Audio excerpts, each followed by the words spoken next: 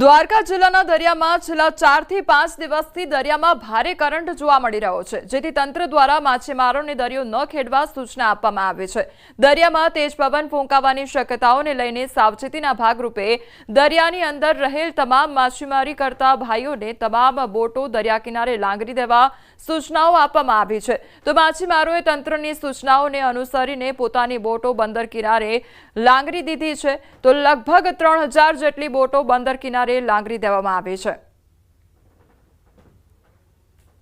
સરકારશ્રી દ્વારા હવામાનની આગાહી આપેલ હતી, તો એ આગાહી પ્રમાણે અત્યારે હવામાન ખરાબ છે અને દરિયામાં ઊંચા મોજા ઉછળે છે। તો એના લીધે આજથી 4-5 દિવસ પહેલાં જ અમારા સલાયાની જેટલી બોટો હતી, નાની મોટી બોટો, તે તમામ બંદરમાં આવી ગયેલ છે। દ્વારકા જિલ્લાના દરિયામાં ભારે કરંટ હોવાના કારણે માછીમારોને દરિયો ન ખેડવા તંત્ર દ્વારા સૂચના આપવામાં આવી હતી, ત્યારે તમામ માછીમારોએ હાલ પોતાની બોટો બંદર કિનારે લાંગરી દીધી છે। આપ સીધા દ્રશ્યોમાં જોઈ શકો છો, દ્વારકા જિલ્લાના સલાયા બંદર ખાતે આ તમામ બોટો છે તે હાલ લાંગરી દેવામાં આવી છે। ત્યારે દ્વારકા જિલ્લાના વાડીનાર, ઓખા સહિતના જે બંદરો છે, કુલ 3000 જેટલી બોટો બંદર કિનારે હાલ લાંગરી દેવામાં આવી છે। દરિયામાં ભારે કરંટ હોય, ઊંચા મોજા ઉછળી રહ્યા હોય, ત્યારે માછીમારોની બોટો દરિયામાં કોઈ દુર્ઘટના ન ઘટે સાવચેતીના ભાગરૂપે હાલ તમામ બોટો છે તે દરિયા કિનારે લાંગરી દેવામાં આવી છે।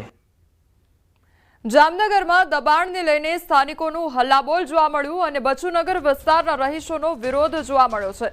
વિપક્ષી કોર્પોરેટરો સાથે કમિશનરને રજૂઆત કરવામાં આવી। ડિમોલેશન પહેલા સ્થાનિકો કોર્પોરેશન પહોંચ્યા, લોકોને આશરો આપવા ઉગ્ર માંગ કરવામાં આવી। રજૂઆત દરમિયાન મહિલા કમ્પાઉન્ડમાં ઢળી પડ્યા, તો કમિશનરે સાંજ સુધીમાં જવાબ આપવા માટે બાહેધરી આપી છે।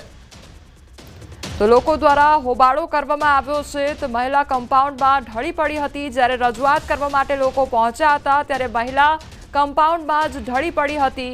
તો દબાણને લઈને સ્થાનિકો દ્વારા હલ્લાબોલ કરવામાં આવ્યું છે। જામનગરમાં મોટી મોટી બિલ્ડિંગો જે ઇલીગલી છે એમાં ડેમોલેશન કેમ નહીં? નાના માણસોનું જ ડેમોલેશન શા માટે? ઠીક છે, સરકાર એની રાહ ઉપર છે કે જે સરકારી જમીનો હોય એ ખુલ્લી પડાવવી પડે, પણ જે લોકો 50-50, 60-60 વર્ષથી રહે છે એ લોકોને વૈકલ્પિક વ્યવસ્થા આપ્યા વગર અને એ લોકોની પરિસ્થિતિ જાણ્યા વગર, કે પરિસ્થિતિ તો જાણો કે એ લોકો પાસે એક સમયનું જમવાનું હોય છે તો બીજા સમયનું જમવાનું પણ નથી હોતું, એવા લોકોના આશરા આજે તેઓ છીનવાઈ રહ્યા છે। તો સંવાદદાતા કિંજલ અમારી સાથે જોડાઈ ગયા છે। કિંજલ, ડિમોલેશનને લઈને લોકો દ્વારા હલ્લાબોલ કરવામાં આવ્યો છે, શું રજૂઆતો તેમના દ્વારા કરવામાં આવી છે?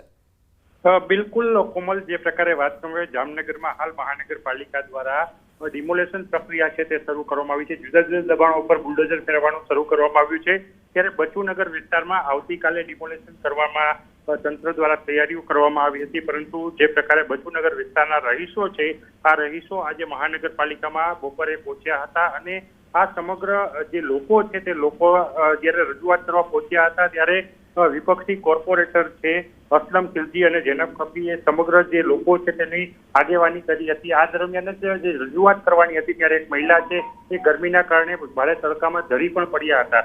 જોકે સમગ્ર મામલે રજૂઆત કરવાની હતી કમિશનરને, ત્યારે કમિશનર છે તે વિડીયો કોન્ફરન્સમાં હતા, ત્યારે બંને કોર્પોરેટરો, વિપક્ષી કોર્પોરેટરોએ કમિશનરને રૂબરૂ જઈને મળ્યા હતા અને લોકોને માનવતાના ધોરણે આશરો મળે તે પ્રકારની વ્યવસ્થા કરી અને અત્યારે આશરો ન છીનવાય તે માટે ડિમોલેશન અટકાવવાની માગણી કરી હતી અને તાત્કાલિક વૈકલ્પિક વ્યવસ્થા કરવાની માંગ કરવામાં આવી છે। ત્યારે કમિશનર દ્વારા પણ માનવતાવાદી વલણ દાખવી અને સાંજ સુધીમાં તેમને જવાબ આવશે તેવું કહેવામાં આવ્યું હતું, પરંતુ આ અંગે મીડિયા સમક્ષ કમિશનર જીએન મોદી છે તેમને કશું કહ્યું નથી। તો બીજી તરફ જૈનબબેન ખફી જે વિપક્ષી કોર્પોરેટર છે તેમને કમિશનરે આશરો આપ્યાની જે પ્રકારે વાત છે તે વાતને લઈને ક્યાંક ને ક્યાંક બાહેંધરી આપી હોવાનું કહ્યું છે। જી કોમલ। કિંજલ, સમગ્ર માહિતી બદલ આપનો આભાર। વડોદરામાં ન્યૂઝ 18 ગુજરાતીના અહેવાલની અસર જોવા મળી છે। ડામર પીગળવા મામલે તંત્ર સફાળું જાગ્યું છે। તંત્રએ ડામર પર રેતી પાથરવાનું કામ શરૂ કર્યું છે। છાણીથી નિઝામપુરા તરફ જવાના રોડ પર ડામર પીગળ્યો હતો અને આકરો ઉનાળો ન હોવા છતાં રોડ પર ડામર પીગળતા તંત્ર સામે અનેક સવાલ ઉઠ્યા હતા। તો અત્યારે તો એ પ્રકારની ગરમી પણ નથી પડી રહી, તેમ છતાં પણ રોડ પરનો જે ડામર છે તે પીગળી રહ્યો હતો અને તેના કારણે કામગીરી ઉપર અનેક સવાલો ઉઠી રહ્યા છે। ત્યારે હવે તંત્ર સફાળું જાગ્યું છે અને તંત્ર દ્વારા કામગીરી કરવામાં આવી રહી છે।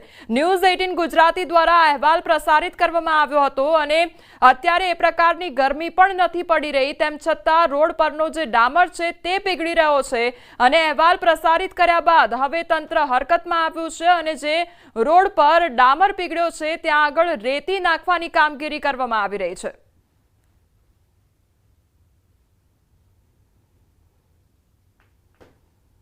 ન્યૂઝ 18 ગુજરાતીના અહેવાલ બાદ તંત્ર સફાળે જાગ્યું છે અને જે છાની વિસ્તાર છે ત્યાંના દ્રશ્યો ફરી એક વખત બતાવીશું। તમે જોઈ રહ્યા છો કે અહેવાલ દર્શાવ્યો કે તરત તંત્ર જે છે તે દોડતું થઈ ગયું છે અને